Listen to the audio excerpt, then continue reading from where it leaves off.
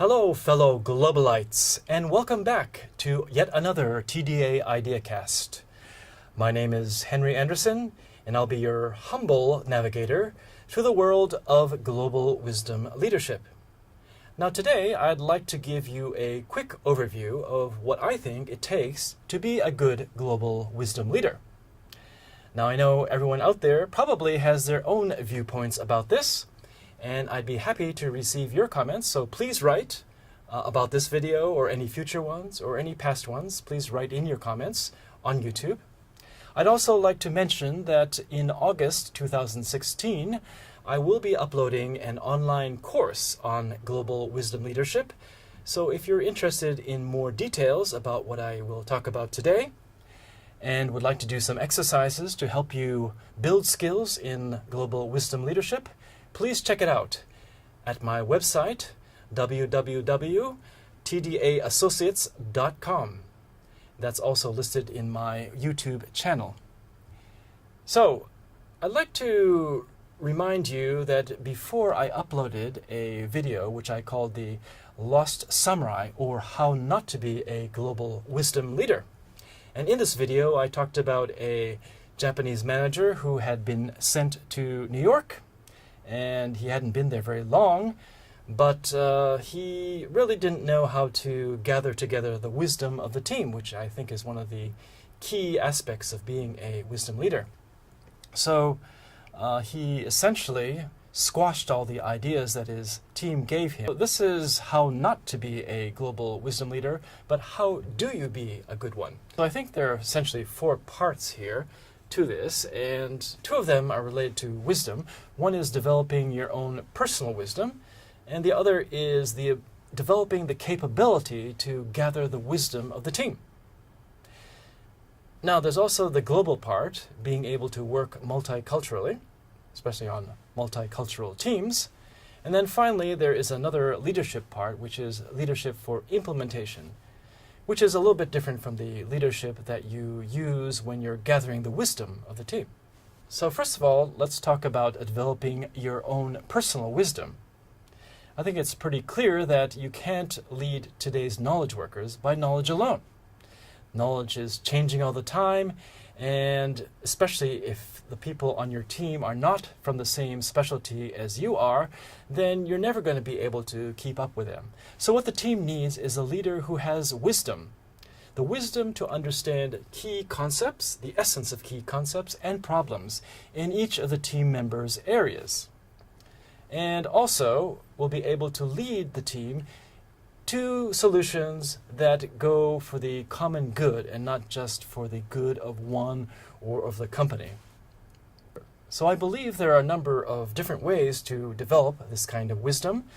One of them, of course, is to habitually use TDA, or transdisciplinary analogy. I believe strongly that this will help develop the wisdom neural networks in your brain. Now, of course, there are many, many other thinking techniques, both creative and critical, that can be used to help solve problems. And of course, this can also help develop your wisdom if you deliberately use these by yourself and also with your team.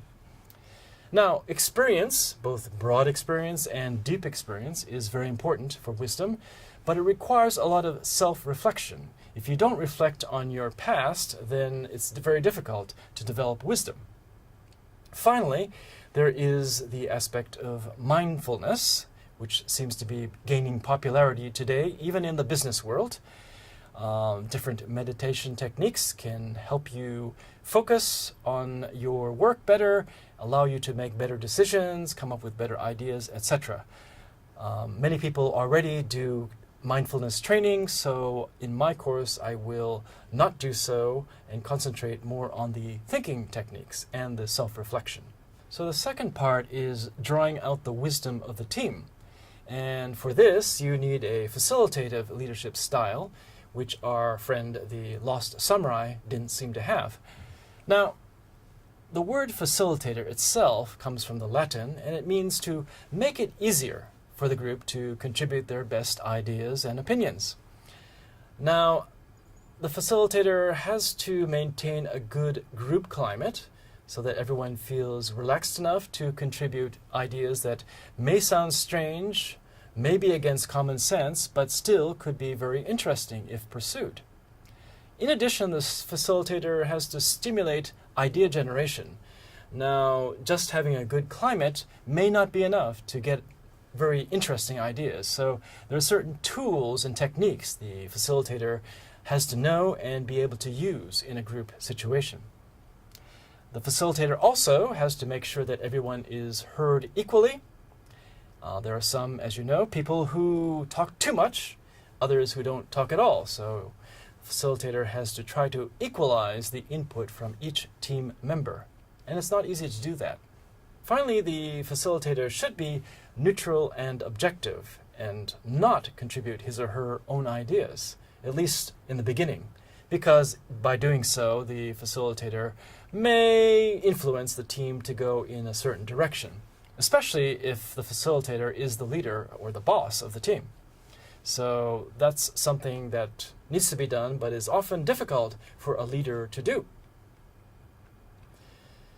So the facilitator has to take the team through a problem-solving process.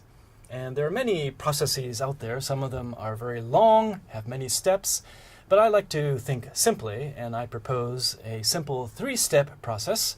The first step is called problem finding, the second is idea finding, and the third is solution finding. Now, it may seem strange to call the first step problem finding because problems often appear to be obvious, We want a solution for this problem. But it is said that a problem well defined is already half solved. And in fact, you can think of situations where a team might work on a specific problem for a couple of hours and then suddenly realize that, this wasn't the right problem to work on in the first place. So they go back to the starting block again. So in order to avoid this, the team should spend some time thinking about the best way to define the problem. And of course, there are many different tools and techniques to do this. Now, the second step, idea finding, is your brainstorming, the fun part, where people come up with a lot of different ideas. Some of them are pretty obvious ideas, but often you get some very crazy and new ideas. At some point in the process, the team will come to a lull. No more ideas will come out. Maybe people are a little bit tired. So at that point, the facilitator can step in and jack up the creativity level by using certain idea stimulators. And hopefully you'll get a lot more ideas that are fresh and innovative. Now finally, the last step, solution finding, is taking ideas from the idea finding phase, the ideas that were selected for further development, and transforming them into solutions that you can actually present to top management, for example, for approval. Now, essentially what you're doing is taking a baby idea from step 2 and transforming it into an adult. So you have to look critically at the idea from various perspectives, find out what the problems with that idea are, and solve the problems so that basically the idea has no holes in it. So hopefully by the end of this process, you will have a proposal that is both detailed and concrete, able to overcome objections that top management might have, and ultimately it will be something that is implementable and something your team will be happy to implement. The next part I'd like to deal with is the global part of Global Wisdom Leadership. And this is more about the multicultural leadership style that you need as a leader. Now, multicultural teams can actually perform better than teams that are just from one culture. But the challenge is to get the synergies out of all this diversity. It's usually easier to work together with a monocultural team because everyone understands each other and the norms are the same. But when you have multicultural teams, that's not the case. And there's often a lot of friction that occurs. And in many cases, the team becomes totally dysfunctional, unfortunately. So there are many different ways of looking at how to work better with multicultural teams. And many sociologists, psychologists, and anthropologists have come up with different ways of looking at the differences in cultures. One of them is the cultural dimensions approach. One of the dimensions that people talk about is the communication style, whether it's direct versus indirect. As you might imagine, Japanese tend to be very indirect. They don't say what they mean most of the time. And so it's difficult to understand what the real meaning behind what they say is.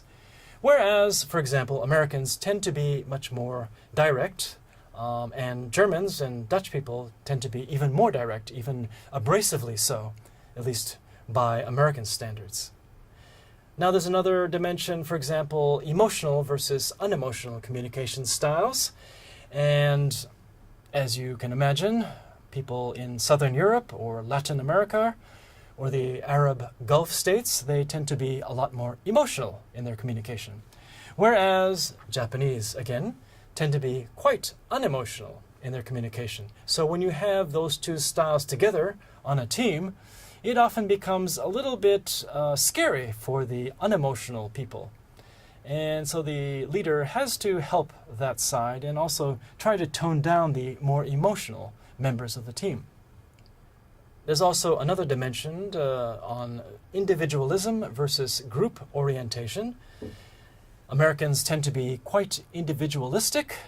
They care about promoting themselves more than they care about the group. Whereas in Japan, the group is more important. Therefore, you support the group and you probably will not mention too many ideas that are against the group standards or norms. Another dimension we might look at is risk avoidance.